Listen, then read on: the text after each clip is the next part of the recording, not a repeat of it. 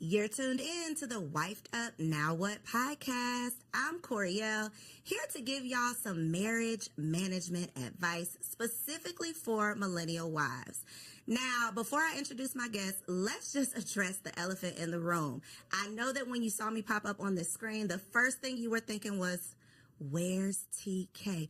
Don't worry, TK is going to be here at the end of the episode, okay? So if you are here for our girl TK, stick around. She'll definitely be here for that wifey keeps it spicy, okay?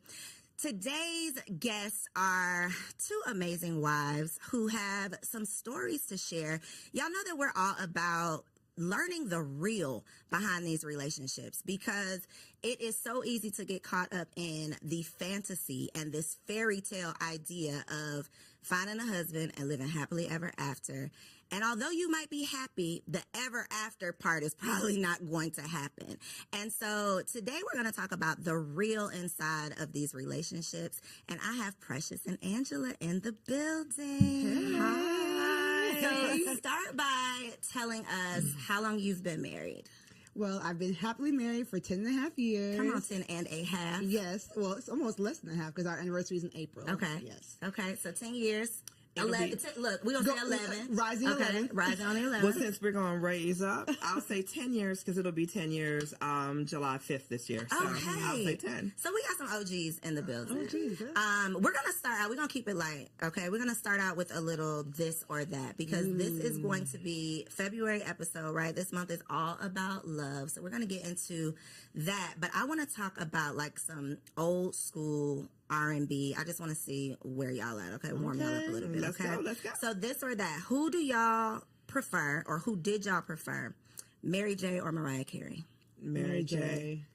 Why did you make that face as if there was no other option? I mean, Mary J has the soul. She has the grit. You know, she's been through some things. I think that Mariah's been through some things more in the latter times. When she first came out, I felt but like... that's not what she was singing about. Yeah, it wasn't what she was singing about. And I mean, from a suburban girl, I just resonated with Mary J because I just was like, I ain't been through these things, but it's interesting, you know? So I think I was more mesmerized by Mary J. Okay. I think everyone can relate to Mary J because she's a little bit more around the way. Your homegirl, she's been through what you've been through and doesn't come across as, no, this can't happen to me. Right. I think Mariah does separate herself from, she's definitely not the around the way girl. Okay, I got it. Boys to Men or Drew Hill? Not two really deep sides. Well, you know what? For me, I'll say it depends on what mood I'm in because I enjoy both artists. They're both amazing artists, both amazing vocals. But if you, depending on what mood, that one's a tough one. Now, that one's a tough one. Flip a coin. I'm going to go with Drew Hill, though. See, Drew Hill is the basement parties, the sock hops. Drew Hill was us being fast, yeah. Yes, the sock hops, the dancing, all that. And then Boys to Men, I feel like I have to choose Boys to Men because, like, some of those songs will still bring me to tears today. They're more, like, iconic. Yes, and what band do every single person you relate to? Like, I love the deep voice. I love the high pitch. Like, Okay, so that was a good one. Okay, last but not least, Usher Confessions or Beyonce Lemonade? Beyonce. On the internet, it's Beyonce's internet. Beyonce. Is it? 100, or not two, okay. Is it Beyonce's internet, Angela? I'm going to defer and say, watch this. These are my confessions. Listen, I haven't been to the concert, so maybe. And see, that was a Tiny Desk one.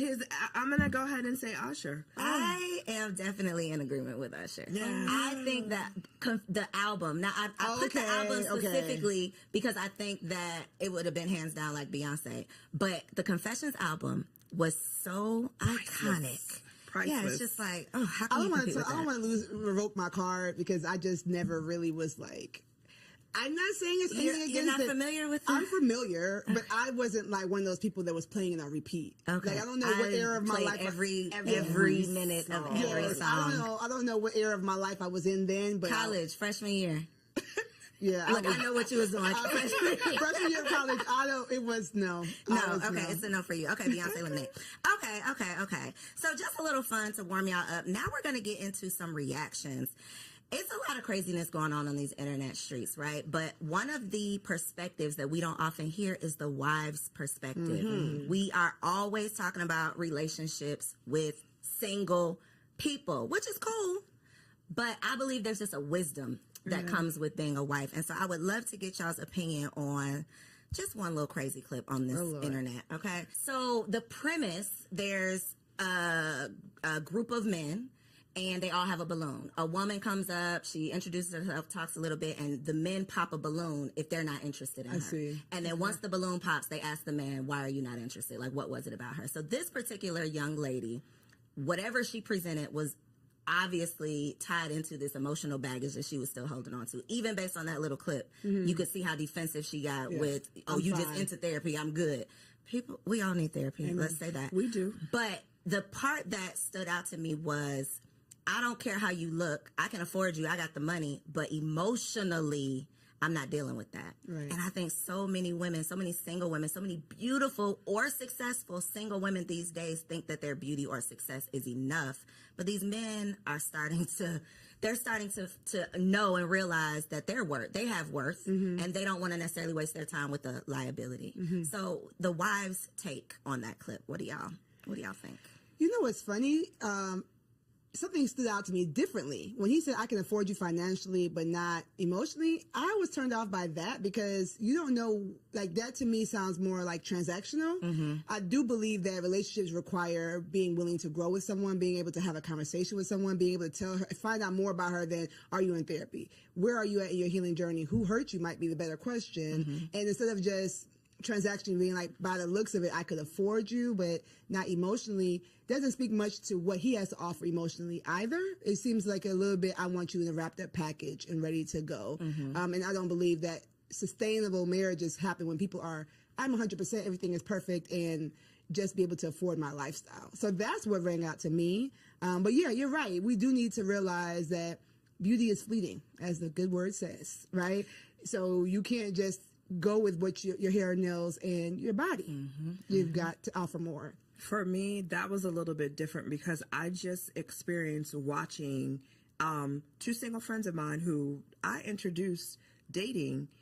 The man came back to me and said, I can't do her emotionally. Oh, wow. And I had a very deep conversation with him about what does that mean? So I think, and his answer was from a male perspective, and it was, I can love you, compliment you until I am blue in the face. If you don't believe that, and if you don't believe what I'm sharing with you, there's emotionally, I can't carry the relationship for the both of us. Right. So for me, that statement took me back to that conversation that I recently had. And I think that was a strong statement. That was a real statement, because individuals, regardless if it's the man or the woman, if you're coming to a relationship broken, Right. it's not going to be a healthy relationship. So we need to do the inner work to heal and present our best selves as opposed to presenting our broken selves. And we're all broken in some way, shape, or form. So let me say that. But it's just a matter of how we present that brokenness. Right. And when my friend said that to me, beautiful woman, he said, emotionally, I can't support the relationship emotionally enough for the both of us. And that was to make strong. it worthwhile. Like, it's not worth what it's going to take for me to just manage and maintain for this to be worth it. And I've definitely had a similar conversation with a man who was dating a woman who I just thought was like it. Right. Beautiful, had it all together, seems to just have the, just seemingly the best personality, has her own money, just all of the things. You know those women that you see and you're like, why is she single? And that was literally what he said. He was talking to, and it wasn't necessarily she had emotional baggage. It was more so I don't want to say she couldn't be corrected, but she was never wrong. She could never accept any type of direction. And for men, if you act like you don't need me, they have no place. They feel like, well, there's no point in me being here. And I chose that clip specifically because I think that it speaks to what women say that they want. I just want a man with money. And what men what we think men want, which is just a pretty face. So part of what you didn't see was her explaining, you know, what she wanted in a man was he had to have X number of dollars. He had to be at this certain position in life. And this man who's a doctor who is in that position was saying, well, I got it. I can do all that, but I don't want to deal with that. I see. The issue is I've been out of this dating pool so long. You know, it's been 12 and a half years at this point. And I go to a gym where there's a lot of young ladies and we talk and, you know, I'm always mesmerized by it, but it's so forward that it's so much criteria dropping, right? It's so much judging and pretentiousness. Like, it's not enough. Let me get to know you. And even the game is hilarious to me because it's just like, why do we as millennials want to label everything, quantify everything, get straight to the point per se, right? And we think that we're doing ourselves a favor, but really we're losing that nuance, that je ne sais quoi of getting to know someone, getting to experience that person. And, you know, for her, I feel bad because she's probably put that air up because she's been in this pool of men or whatever and feels like she needs to give her criteria based on being hurt or whatever. Therapy. As a counselor, I would, she needs therapy. But it's hard for me. I'm trying to stay out of that pool, and I'm praying for everyone in it. That part. I think, though, the defensiveness is definitely a turnoff. Yeah. Anybody who does not need therapy would not start the sentence off with, I think you just into that. You know, like, you clearly are proving his point with that response. So I think it's just an opportunity to check ourselves, get more aware, and know what the other, whoever you want to date, I'm just going to say the opposite sex, know what they actually want. Yeah. Because we can't say we want to be in a marriage with a man and then a man tells us what he desires and we like, but no, I'm not doing that. Go, get somebody else to do it. And it's like, but then you get what you get. Yeah, what do you really want? Okay, so that was good. So one of the things that I have personally just gotten into, y'all, I just launched a blog, okay, everybodylied.com, and it's the premise of we've been lied to.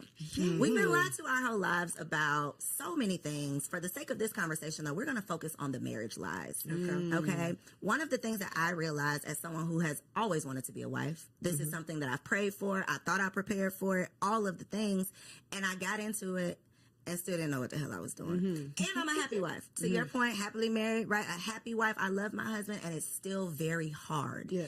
And so I know that I'm not alone in that. And I know so many women get into these marriages, become a wife, take on this role, and then it's not necessarily what they thought it was going to be, or they don't know how to manage or maintain. So first question for you two, what was the biggest reality check once you became a wife?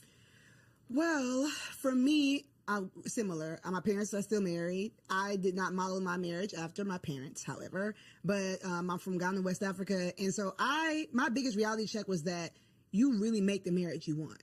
It doesn't have to come. It's not like I get married and I enter this thing and it's just going to be ready made. Like, no, you've got to make the marriage you want. You've got to create the boundaries you want. You know, a piece of advice that my wonderful mom told me is that don't start nothing you don't want to keep doing. And it is true, like the boundaries. Oh, give an example, Precious. Okay, so when I was young and married, before we had, my husband was a single dad, so I have the bonus family structure. He would wake up really, really early to go to work. And I'm like, I'm going to wake up and make him breakfast. Woo. So 5 a.m., I woke up every morning and made him breakfast for work and helped him get his lunch together. So because he's our first child after the first year, baby comes, and I'm like, I'm not getting up to make it. I might put your snacks out the night before.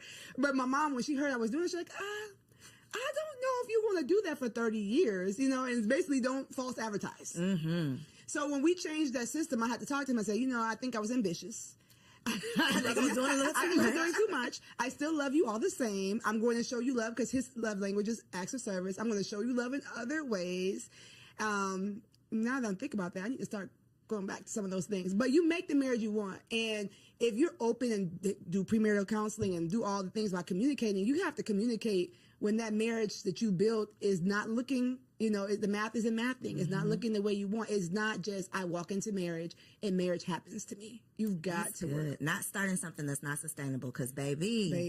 And then I'm going to let you answer. But one thing a point that you made that I want the people to take away from this is that was his love language, and you had to have a conversation about why it was shifting, because his natural thought would have been, she don't love me no more. Right, the baby came and she don't care about me. And now y'all bumping heads, right. And it was a simple, I'm tired now, I can't keep up with this. But if you don't communicate it, then it turns into, my wife don't want me no more. Exactly. And we know what that can turn into. A lot. So a lot of things that you don't want. So I love that you were able to recognize that and point that out.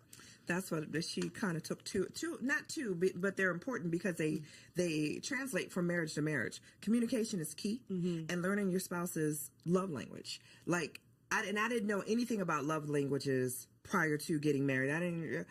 I love you, you love me. Okay, let's go together. Let's check that box and we go together. We boyfriend, girlfriend.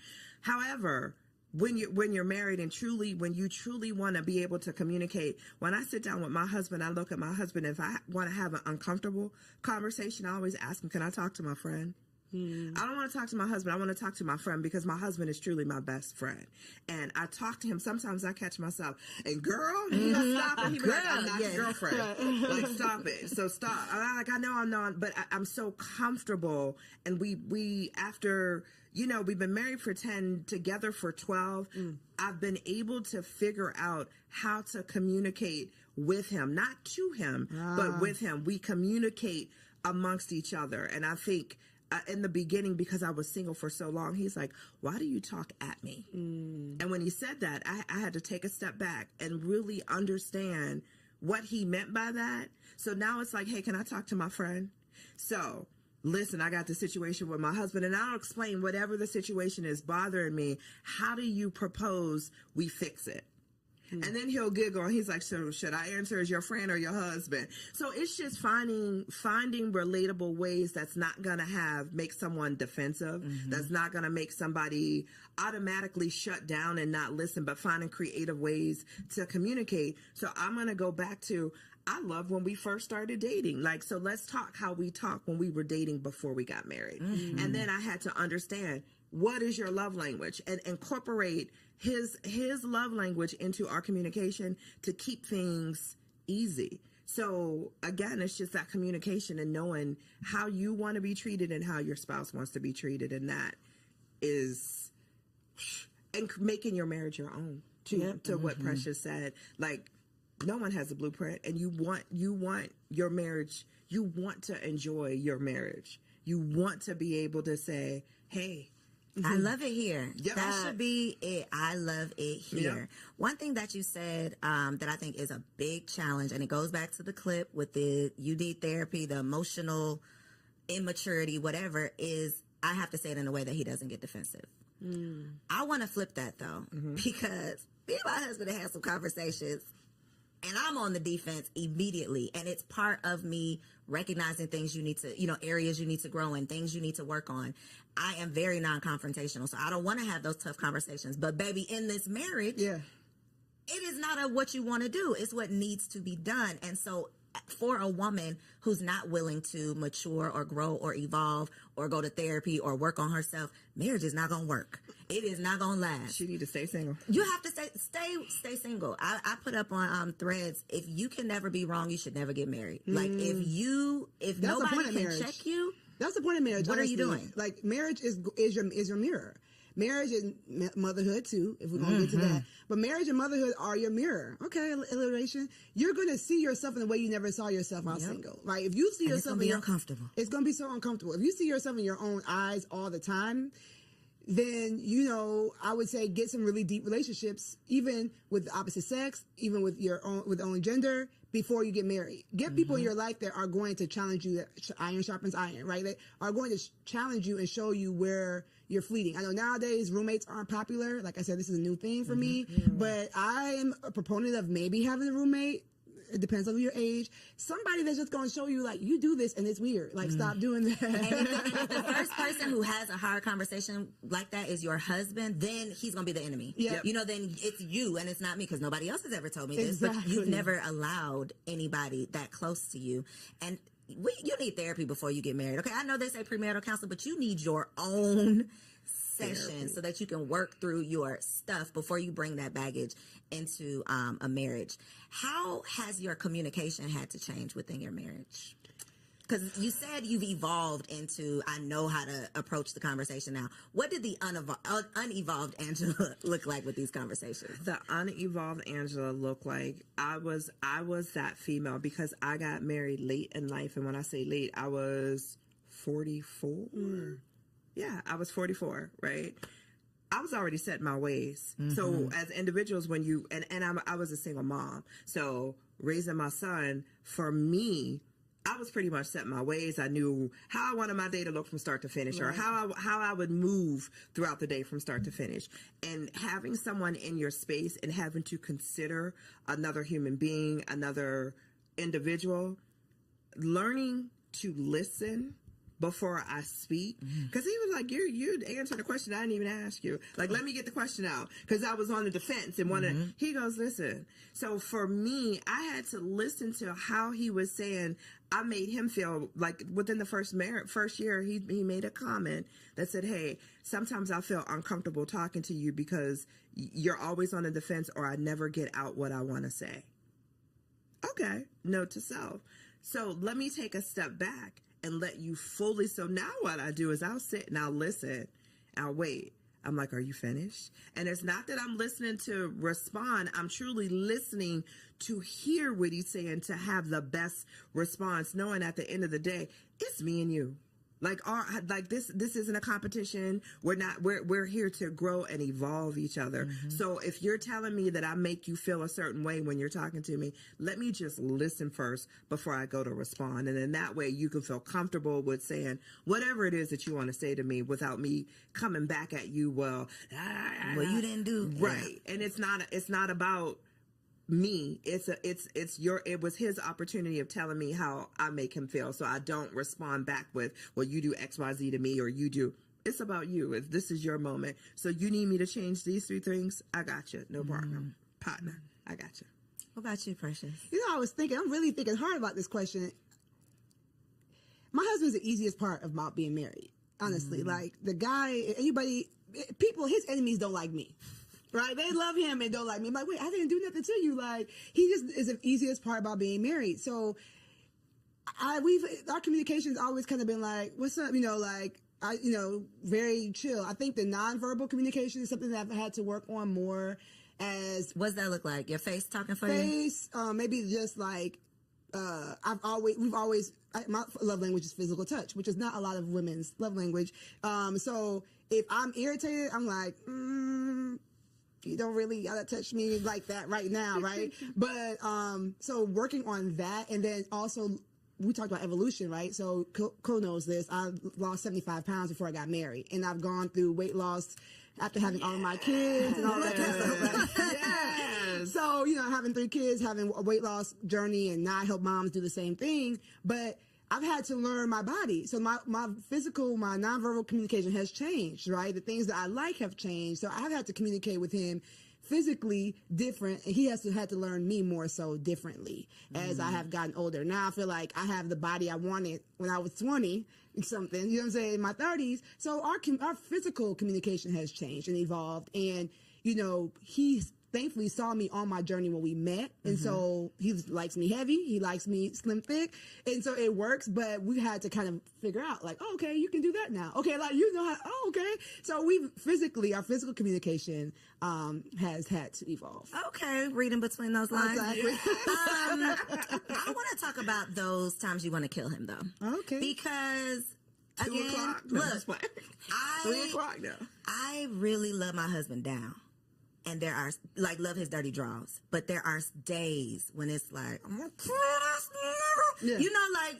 Can I do this for the rest of eternity? Right. I have honestly had those thoughts. And I'm sure he has as well. I think it's just kind of what comes along with it. But that is not the expectation with the happily ever after that we're signing up for. Right. So in those moments when he is your best friend, he's the easiest part of marriage, but it ain't easy. What do you say to yourself in those moments? What is your outlet? How do you calm yourself down? What do you tell yourself to put yourself in check? Like, what do you do in those moments? Yeah, so I said my husband's the easiest part of marriage because his personality, like just who he is like, wow, I don't think my personality can match with anybody else on the planet, right? But marriage is more than just you and that person. Marriage is you and that person, their child, if you have a blended family, or their parents, the way they relate to their families. With however toxic their families are, that's something you need to evaluate before you get married. Like, all those things matter. And so, the days where I'm just like, I don't like how you handled that, or stick up for yourself, or go for more, or, you're so talented in this, I want you to, where you're like wanting to coach your own spouse and you have to let them be their own person. I have to really decide that, like, am I? Personal development and becoming a better you is always going to make a better we. And so I think that a lot of times, especially wives, we have that vision. We can see where we can go. And sometimes our husbands are like, I want to watch football. Like, or I don't need to do good. Yeah, I'm good. Like, we're good right here, or whatever. And even if you have a super ambitious husband, some of the things that we see vision for, they don't see it. And so I say to myself, I say to my clients, like, focus on you. Focus on go to the gym, get a hobby, cope with your friends. Some of the things that we are getting frustrated with our husbands are because our friends are supposed to hold that role, not our husband. And so I've had to learn. A word right there. Listen, like, sometimes you're just putting too much weight on that relationship and it cannot stand the weight. And so spiritually, I tap in with God, like, maybe, Lord, am I using him as an idol? I need to spend more time with you.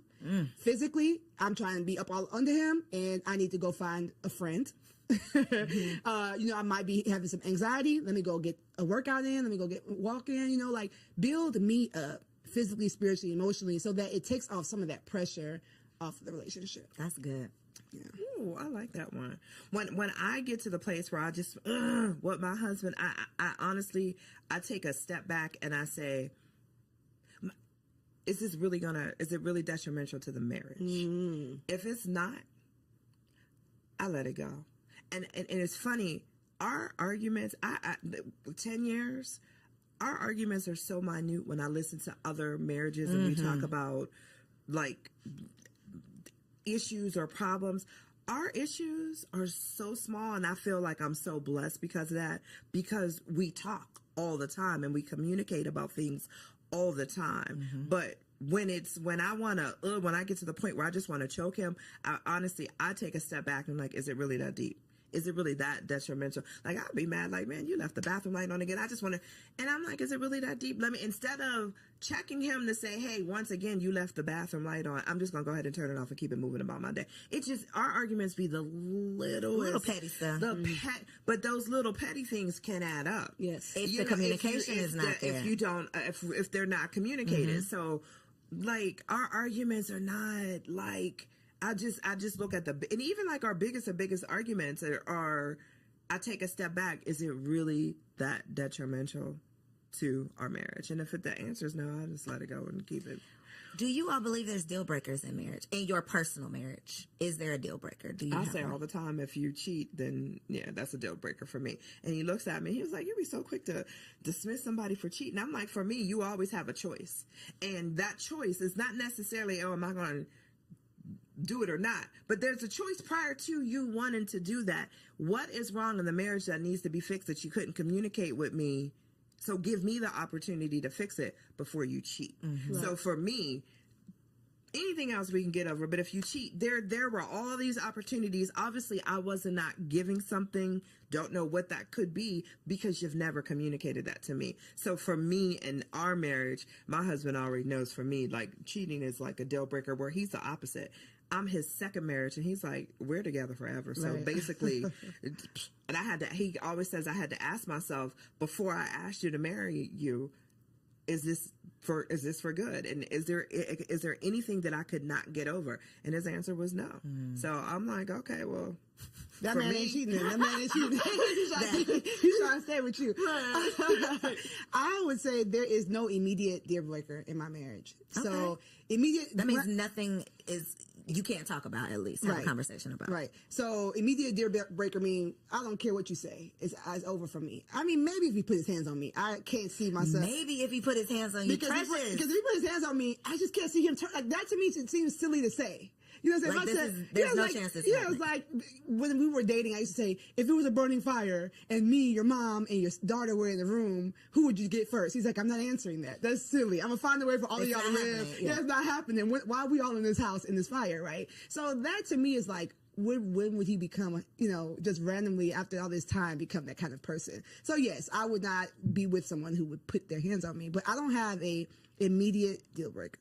That is great and scary. It is very scary. And I mean, I feel like I can say that now, right? So, I'm never going to be like on this internet, like, oh yeah, everything is perfect over here. No, I mean, we were both working class. We met. We still out here working through this pandemic, through this economy like everybody else. So I won't say that we're perfect in this, not something that the enemy could use to break us. But the way we look at marriage is like, this is our way to show people that Jesus is real. Like, this is our way to show people that, like, he didn't die for nothing. So for me, I would just pray that, like, whatever came our way, we would look at it as an attack and we would fight it together. Now, if we didn't make it, then we fought. You see what I'm saying? So that's why I say it's no immediate break. It's not to be like, oh, I love my husband, I'm never divorcing him. But more so like, we represent more than just me and him being happy. I love that. It's bigger than just y'all are building something bigger. Yeah.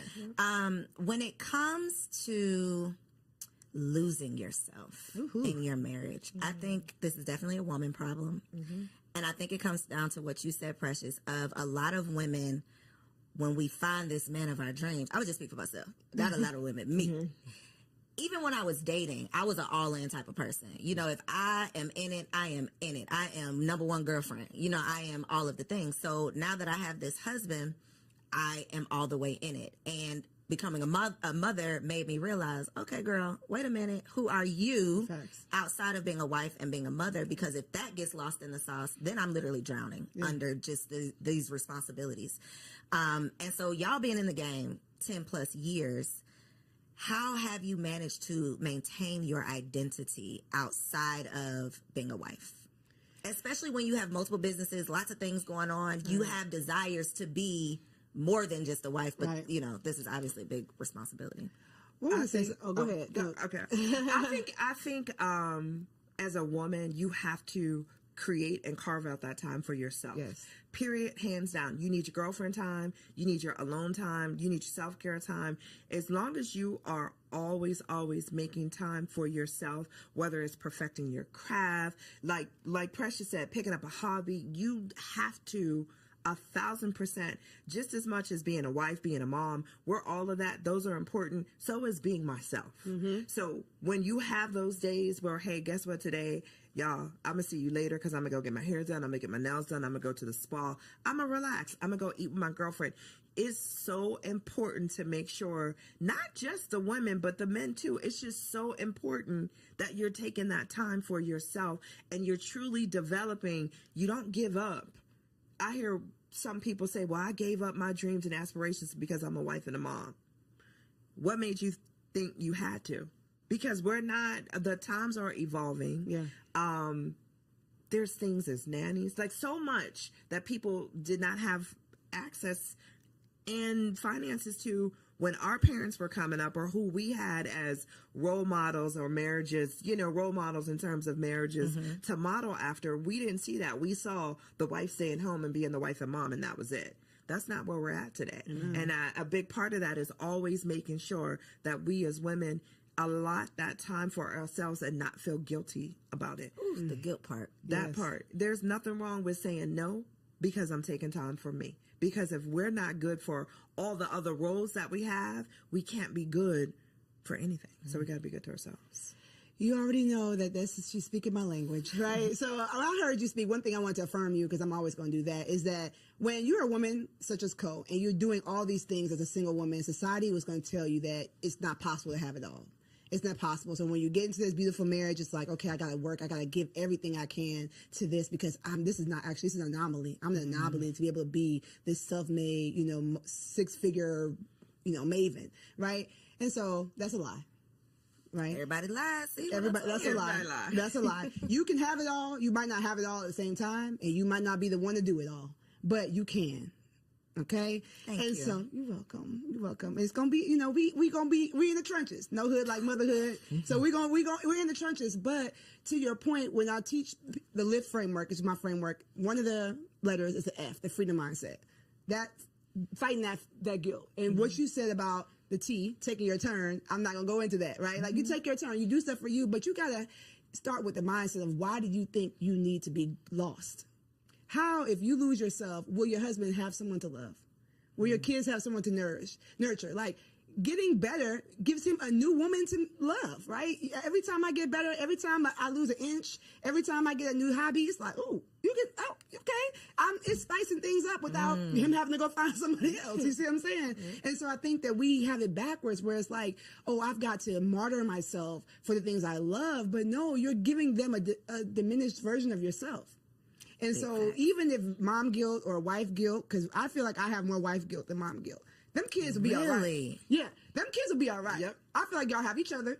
I birthed all y'all so y'all can have each other, go on and play, right? But sometimes I'm like, I'm at this thing, I could spend more time with my husband, or I'll bring him something home to eat. Like, I have more wife guilt than mom guilt, but I have to remind myself that, like, the things that I'm doing to make myself better, make me happier, make me more understanding, make me more energetic. You know what I'm saying? Like, go to the gym, sis.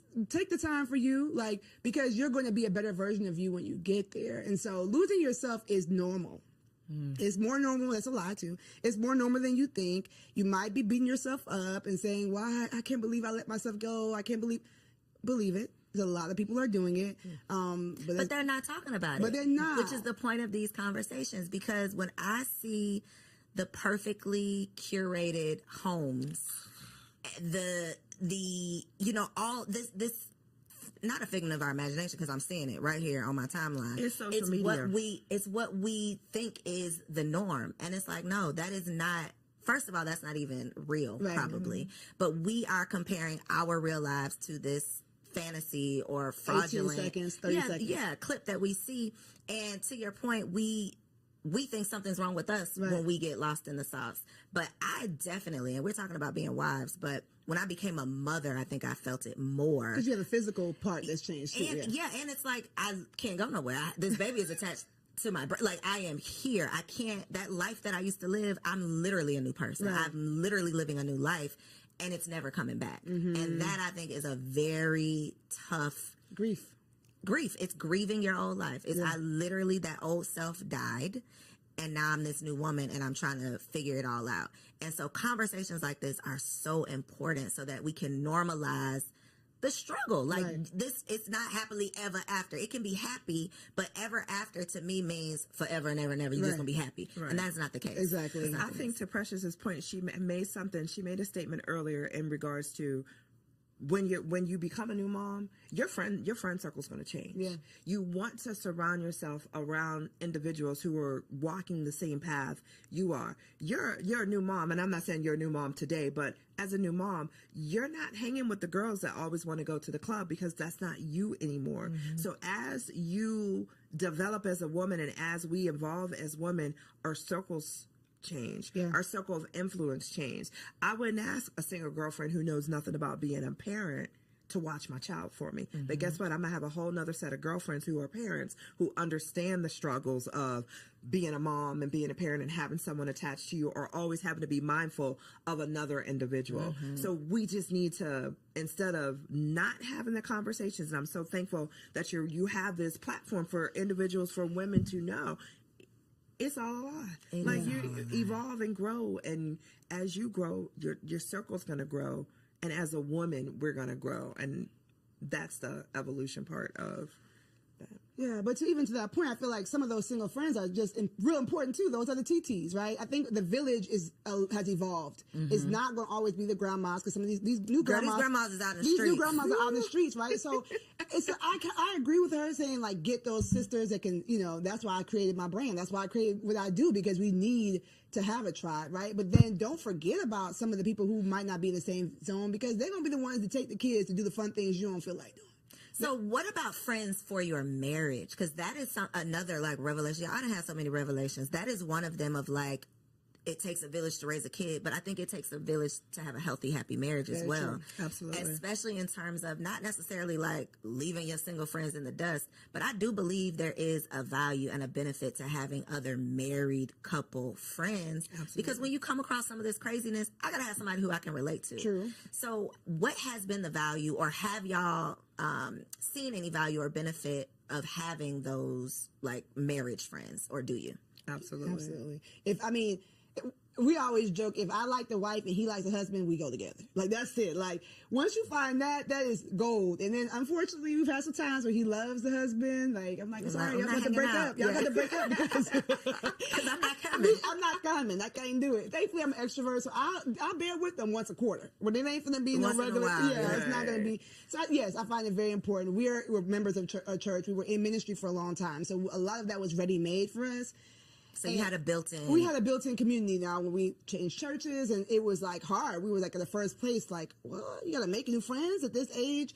But yes, I do find it very important, especially for husbands. I know that we're talking to wives, but like, I think that women talk about their marriage more than men talk about their marriages. For sure. And so I know that I can say my husband's so amazing because he can see like what his married friends are talking about. Like they kind of can see like, he's like, dang, Precious is boisterous, but she ain't like that. Girl, they be making me look good. I'm like, well, thank you, girl. You keep cutting up. Yeah, keep cutting up over there. Right. So, I think it's very important. And for women too, like you just see something that like, oh, I'm glad. My man, you got to deal with that. Yeah, like we got to, we all right, you know what I'm saying? Like we might not be in a mansion, but he be at home. I think it's important. I think 1,000% important. I have an equal balance of both single friends and married friends, but for us, we enjoy hanging out with our married friends more because it's just more conversation that I relate to, and it's just, and for both of us, and it's just super important because I think healthy marriages feed healthy marriages, and you also want to have a safe spot where if there's an issue within your marriage and you're looking for advice from other married couples, then it's good, not necessarily advice. Let's say that, because I always tell people be cautious of who you take advice from. But just just hearing that you're not the only couple that has gone through or will go through what it is that you're going through. So okay. You like put a pin on my notes. Because I subscribe, and I think a lot of us subscribe to keep people out your business, right? Disagree. So this is where I'm going, because that is not necessarily the healthiest mindset or way of being if you truly do need an outlet. You truly do need a sounding board. So where do you draw the line? It's very gray of, I don't want y'all in my marital business, but I do need a friend. I do need support. I do need some advice or some help or whatever, and I don't want to be over here alone, because that's how I ended up, staying in an abusive relationship for too long. I wasn't talking to my friends. I wasn't telling anybody my business. I was trying to keep it all to myself. So God forbid anyone finds themselves in a situation like that and don't want to share, because we've been preaching, keep people out your business. Right. So what's your stance on that? I talk. Me too. I like, if you're my friend and you're our friend, you want what's best for us as a couple, I'm going to talk. I will pick up the phone in a minute and call my husband's best friend and say, let me tell you about your boy. Or I will pick up the phone and call his wife and be like, hey, I'm going to share this with you. Do you experience this? Maybe you can whisper it to him. So I talk. If there's an issue and it feels something that you want, that I feel that I need to get off my chest, I'm going to talk. I don't sugarcoat nothing. I don't hold nothing back. And sometimes if I need to be checked, I look for my friends to check me. Am I wrong? Or tell me and that's how, and I have a girlfriend that I go to, and anytime I start the conversation, okay, I need you. Am I wrong? She's like, hold on, let me get my coffee. But so you want those friends where you want to know that you're talking in a safe space, and you're talking and you're going to get great feedback back. So but I don't listen, hey, no one's perfect. What about family though? No. Is it only friends? Except for my sister. My best friend my sister's my best friend. So, but even with her, some things I feel like if it's going to change the level of advice she gives me in the future, I don't tell her. Explain that. So sometimes there's something that you might be going through that's a recurring thing, right? And you feel like if I say this recurring thing to this person, it might shift the way they advise me moving forward. So I need somebody who's really clearly, like, me and her are 13 months apart. Like, my drawers are dirty, she's like, girl, but that's, it's just a stain. You know what I'm saying? Right. So, she'll tell me I'm wrong, don't get me wrong, but some things it's like, okay, I'm I don't need to I'm hear done that with right this now. recurring thing Yeah. that you know. So I think for me, I do talk. As you can see, I do talk, but we've already used wisdom in the circle. Like it's only, but he knows the 3 people I'm told. It's not gonna be this random friend I met at work and it's like we're best Now friends. she in your business. Yeah, no, Right. it's like he knows, and then he gonna know if her husband texts him. It's like, oh dang, she didn't tell. What's it called? Like, Hold on. yeah, right? Like, and the same thing. I'd be like, I don't know what's going on the phone upstairs, but they're talking longer than normal. Are you okay? You know, to my friends. So it's just like, you can't come stay here, so let's talk because what's going on with Because y'all have to work that out. Yeah, y'all got to work that out. So we have a standard on the people that we trust, and then I have working and continue to work on that I speak of him the way I would want him to hear me speak of him.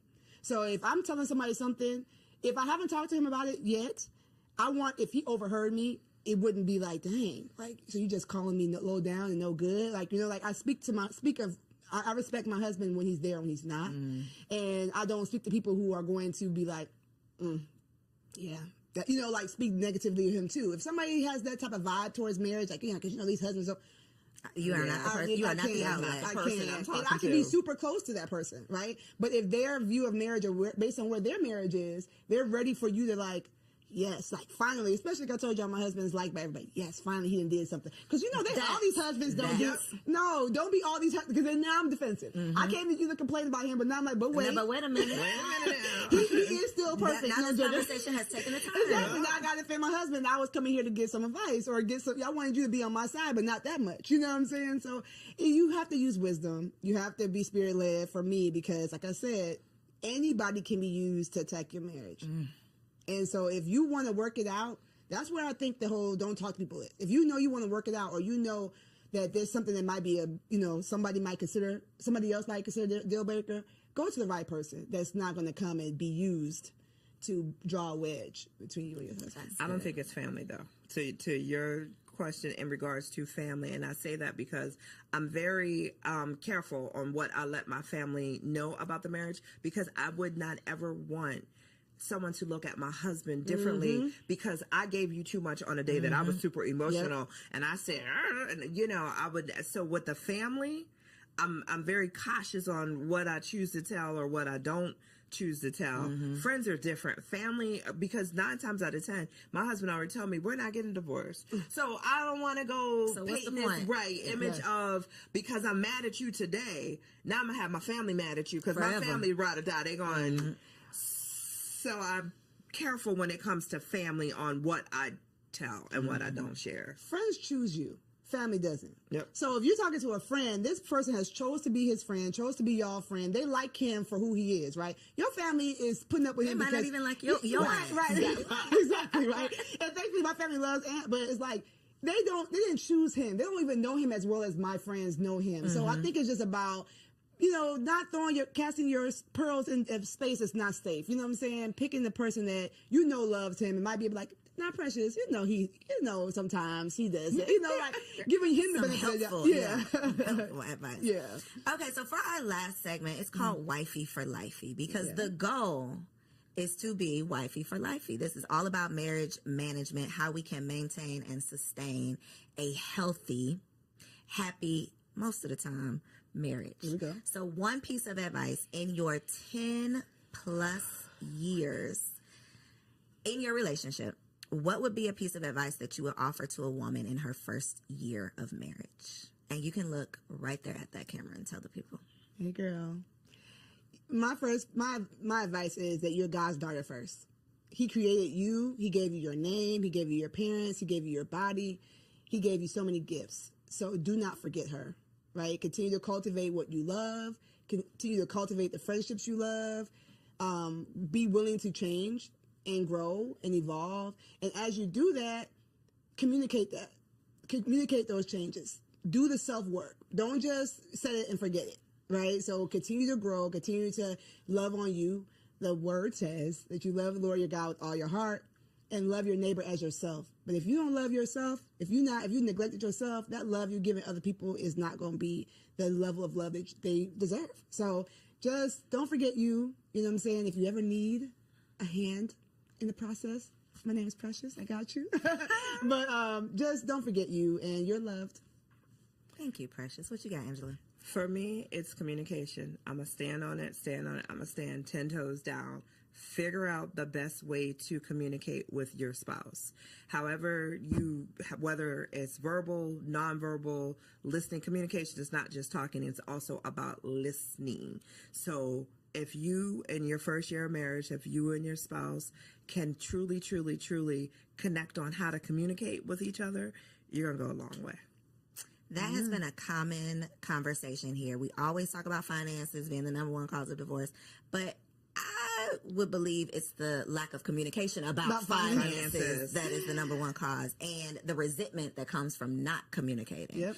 So, such a good conversation. I learn something every single time I have the opportunity to host these shows. So, thank y'all for offering your wives' wisdom. Precious, I know you got a lot of stuff for the people. Angela, I know you got a whole lot going on. So, look in the camera, tell them where they can find you and how they can connect with you online. Yay. So I'm Precious K. Williams on all platforms. I'm a mommy wellness coach and an international wellness speaker. So I talk about wellness, women's wellness, and lifting yourself up, right, with the power of the Lord, lightening your load, igniting your spark, embracing a freedom mindset so you can take your turn. I run an 8-week program for moms doing just that. So if you need me, go to preciouskwilliams.com. I have a free quiz on there, so you can find out how well you actually doing and not just being like, I'm doing all right. I'm doing okay, girl.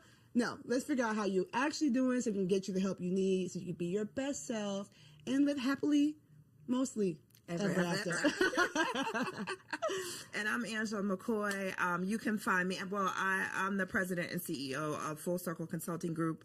We do public relations, we do marketing, we do artist management and events. So if you ever need a fantastic event, we got you. Yeah, you're an artist. You need management. We got you.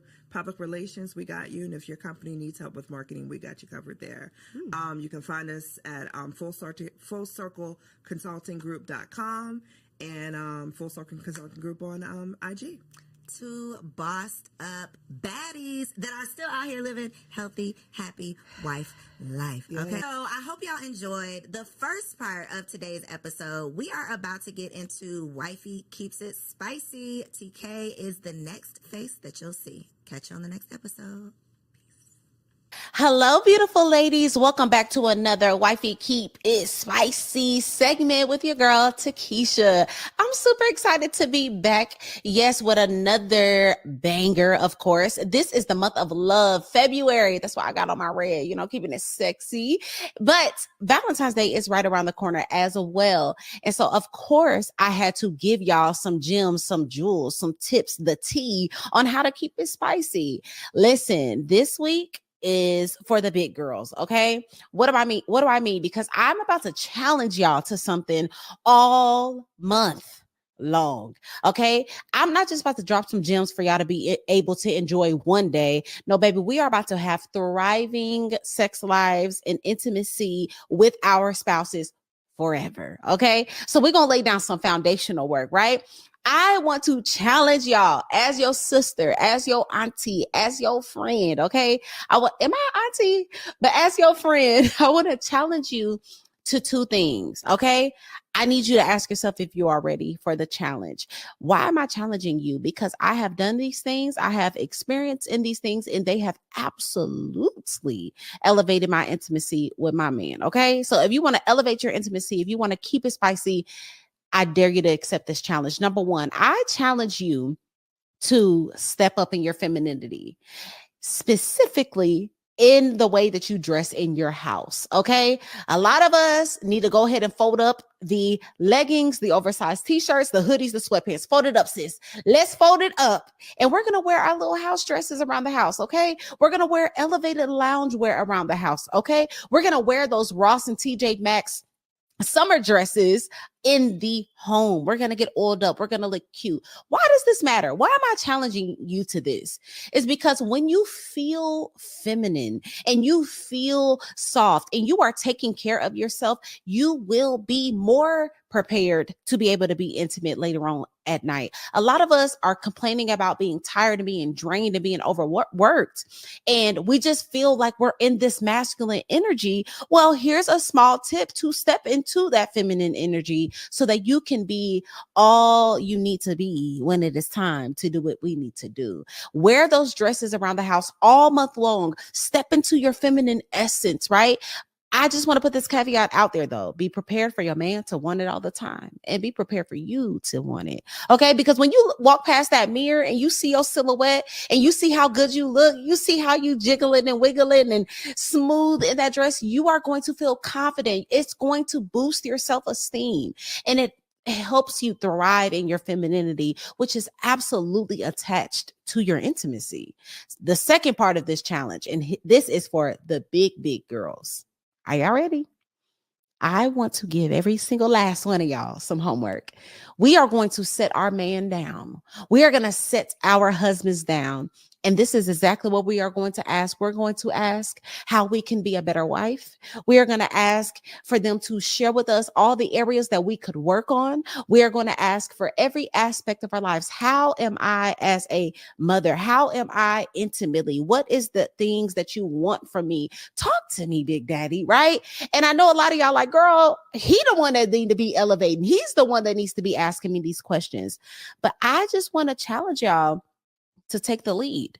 I want to challenge y'all to become more self-aware so that not only are you stepping into your femininity and you're looking more feminine, you are aware of the places that you need to grow in. You are aware in the areas that you need to stretch in. And therefore, overall, just allowing a space for a phenomenal place of intimacy to thrive. A lot of us think we're doing excellent and we just might not be. And that is okay. It is better to have your feelings hurt a little bit and become fully self-aware than to operate in full delusion and just be suffering. We don't want that. We're not building up a culture of women who think it's all about them. So this month we are challenging ourselves to be big girls. We're challenging ourselves not only to know how to be fire in the bedroom, throw it back, do all these tricks, but we're going to be phenomenal women. And so this is what's going to set up for the long-lasting, mind-blowing sex that we all want. So that is my advice. That's my tips for this month. I want y'all to comment down below, not this month, but this week. I want y'all to comment down below if you are accepting the challenge. Will you wear dresses all month long? Will you kind of get a little sexy and elevate that loungewear? And are you going to set your man down to really find out what's tea? Let me know in the comments down below.